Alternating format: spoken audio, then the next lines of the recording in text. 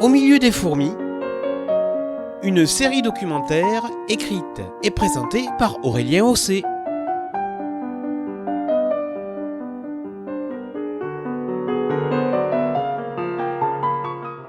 Bonjour, aujourd'hui nous allons parler du cycle de vie des fourmis, à savoir des stades œufs, larves, nymphes et adultes. La fourmi, comme l'abeille ou le papillon, est un animal ovipare, c'est-à-dire qu'il s'agit d'un insecte qui pond des œufs. La larve est très différente de l'adulte. C'est un insecte holométabole à métamorphose complète. Son développement passe par 4 stades distincts. L'œuf, la larve, la nymphe, qui est nue ou entourée dans un cocon suivant l'espèce, et l'adulte, également appelé imago, surtout quand il est jeune. Le développement se caractérise par une transformation radicale lors du stade nymphal, stade intermédiaire, immobile, entre le stade larvaire et le stade adulte.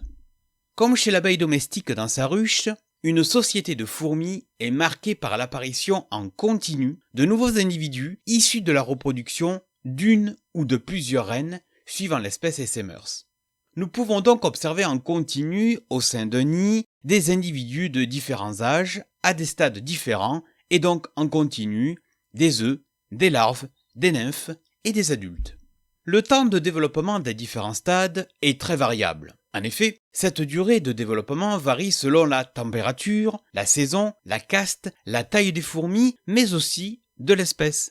Par exemple, des travaux de recherche ont montré que chez la fourmi de feu Solenopsis invicta, le temps total de développement de l'œuf à l'adulte était de 55 jours quand les fourmis étaient placées dans une chambre à 24 degrés, mais seulement de 23 jours quand les colonies étaient placées dans une chambre à 35 degrés. Globalement, d'après la littérature, la plupart des espèces de fourmis ont besoin des temps de développement similaires à ceux de la fourmi de feu, c'est-à-dire d'1 à 2 semaines de la ponte à l'éclosion de l'œuf, de 2 à 1 mois pour le développement larvaire jusqu'à la nymphose et à éventuellement la fabrication d'un cocon, et d'1 semaine à 1 mois pour que la nymphe devienne un adulte. Nous parlerons ainsi du couvain et des adultes. Le couvain est un terme que nous rencontrons en apiculture, c'est vrai, et qui correspond à l'ensemble des formes immatures de la société. Les œufs, les larves et les nymphes, qu'elles soient enfermées dans un cocon ou non. Le passé est un œuf cassé, l'avenir est un œuf couvé, comme l'a écrit Paul Éluard dans Le Phénix. Cette citation peut s'appliquer au monde des fourmis. Chez les fourmis, seule la reine fécondée peut pondre. Mais il peut y avoir quelques exceptions avec certaines ouvrières, comme nous le verrons ultérieurement, notamment quand la reine meurt. Le nombre de pondus par une reine varie de quelques centaines à 300 millions pour les fourmis manians en Afrique.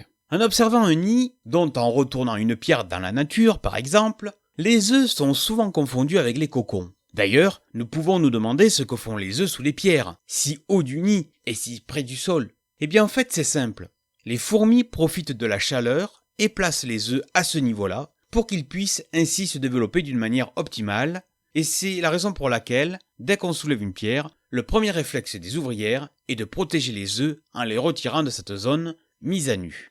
Pour reconnaître les œufs de fourmis, c'est assez simple. Les œufs sont lisses, blanchâtres et petits.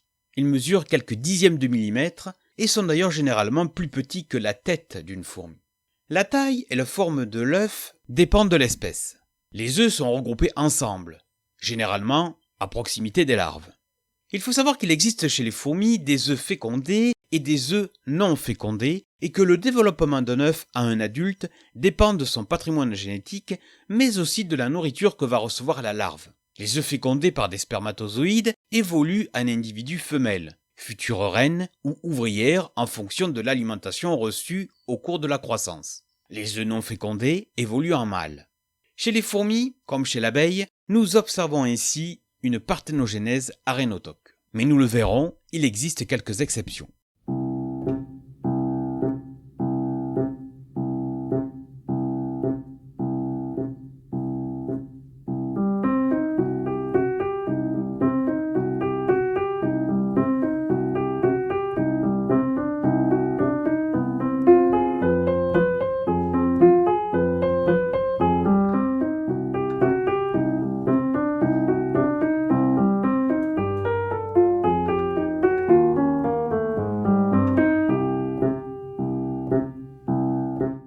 à 2 semaines après la ponte, l'œuf éclot pour mettre au jour une minuscule larve.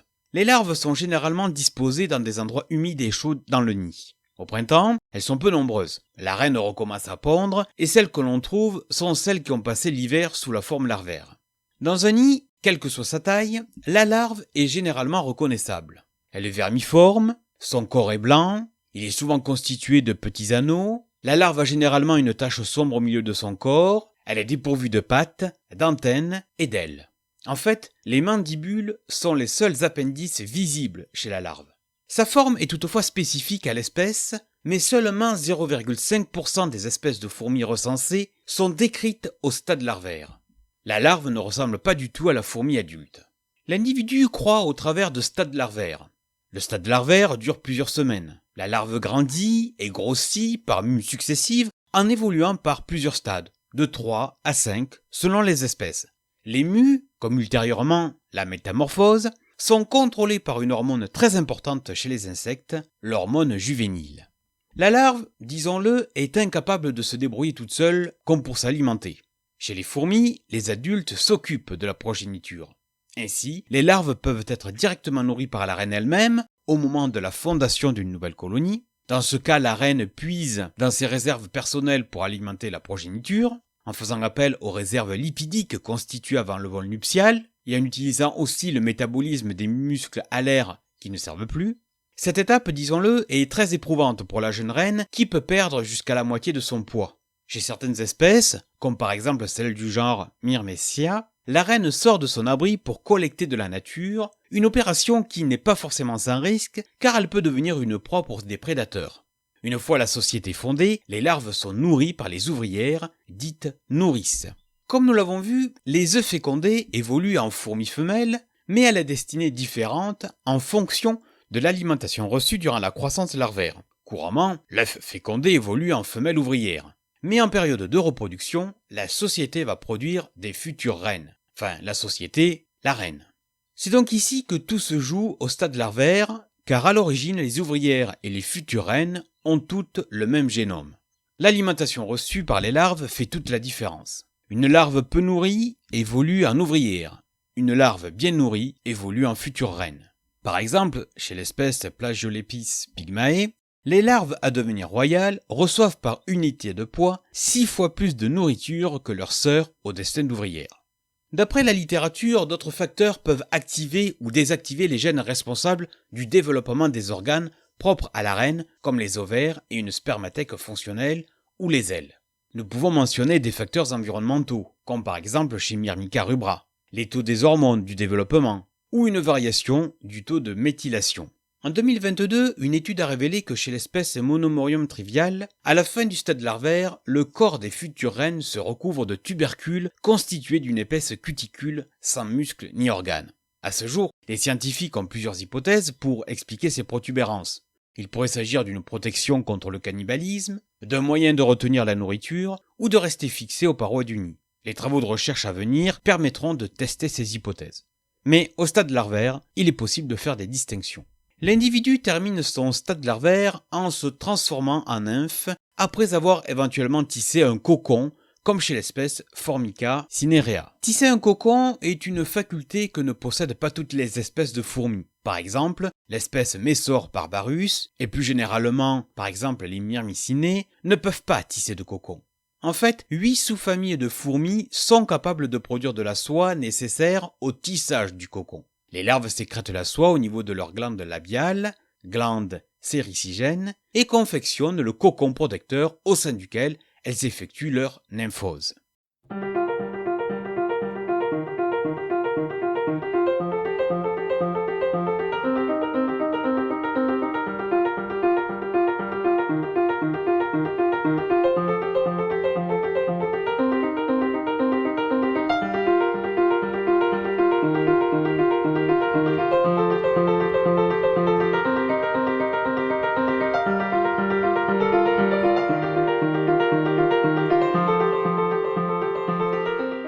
Plus d'un mois après la ponte de l'œuf, l'individu devient une nymphe.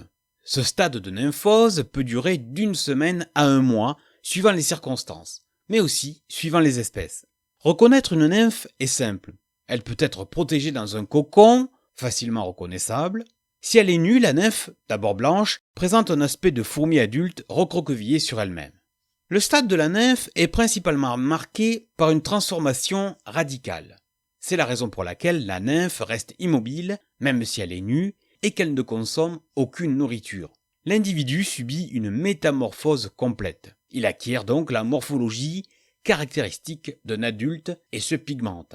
En observant une nymphe nue, nous pouvons commencer à distinguer les principaux organes, son tube digestif qui devient fonctionnel, son système nerveux qui se met en place, ses organes sensoriels qui se dessinent, et l'apparition d'appendices comme les pattes ou les antennes. Blanche au début, la nymphe se pigmente progressivement au fil des jours. Sa teinte foncée annonce l'imminence de la dernière mue. C'est la fin du développement nymphal, l'individu mue une dernière fois pour évoluer en une fourmi adulte qui ne grandira plus.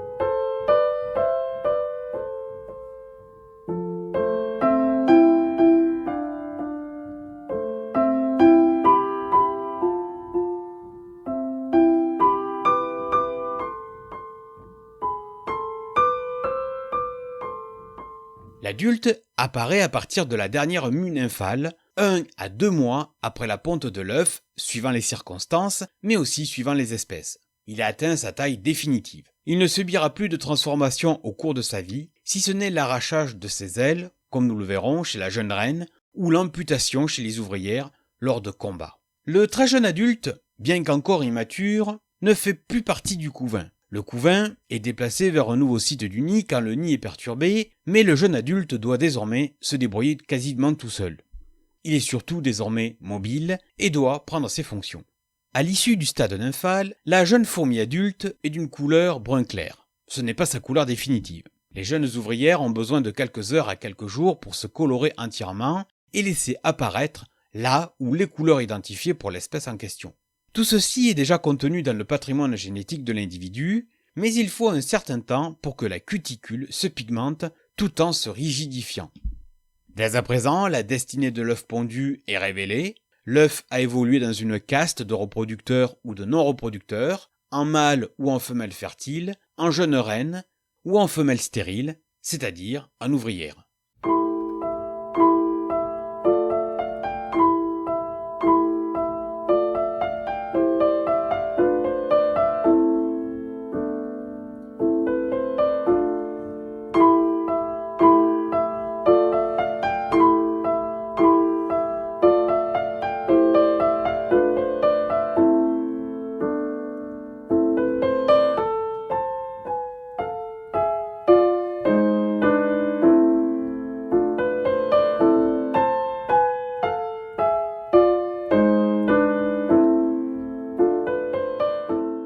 La littérature nous renseigne sur les différentes longévités des différentes castes au sein d'une colonie de fourmis. En fait, l'espérance de vie dans une colonie dépend du sexe de la fourmi, mais aussi de son rôle. Comme nous l'avons vu, les mâles adultes vivent peu de temps. Ils vivent en fait le temps d'une saison, le temps de la reproduction, et meurent peu de temps après la période des accouplements.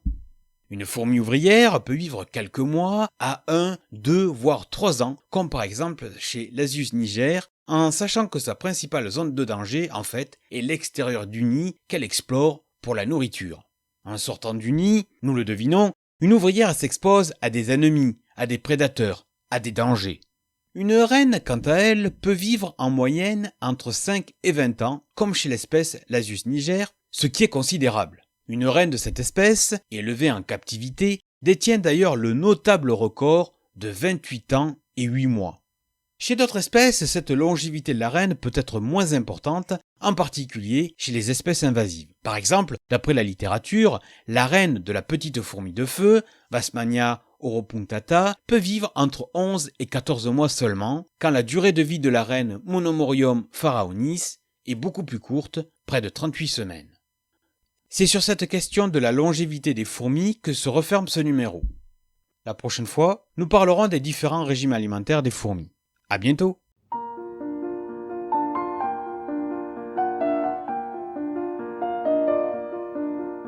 C'était Au milieu des fourmis, une série documentaire écrite et présentée par Aurélien Haussé.